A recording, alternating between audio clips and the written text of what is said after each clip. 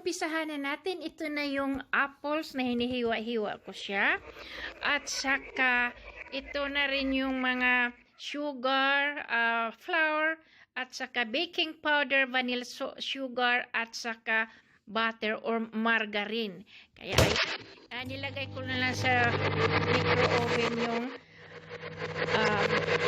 margarine para madaling gawin.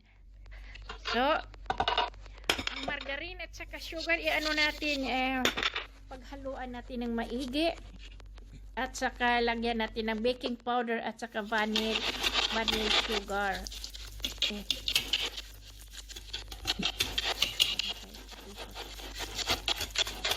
Teka, ayusin muna natin.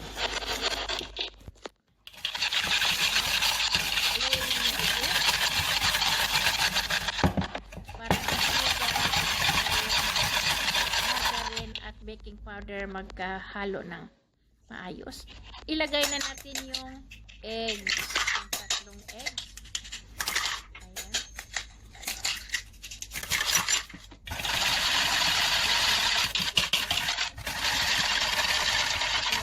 Bago natin ilagay ang flour.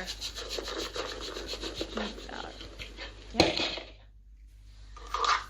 At i-mix ulit ng maigi hanggang magiging ano na siya. Pwede natin siyang ilagay doon sa form natin. So, ito na yung form. Ilagay na natin yung kalahati lang. Ayan.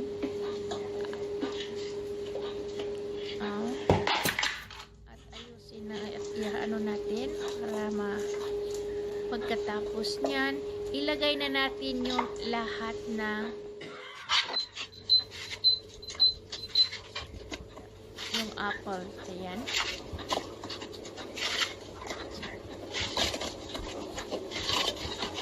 So, at pagkatapos niyan, ilagay na natin lahat yung dough na ginawa natin. Ayan.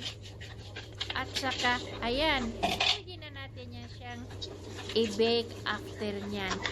Painitin ng 175 degrees. So, ito naman yung dahon na nakuha ko dun sa labas. Yun yung ginawa kong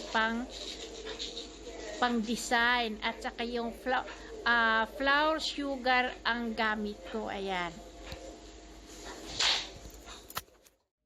Okay, alisin na natin yung dahon dahan-dahan. At ayan, nagpurma na siyang autumn leaves. Ayan, ganun lang kasimple. Ayan, ang cute. Okay. Nagiging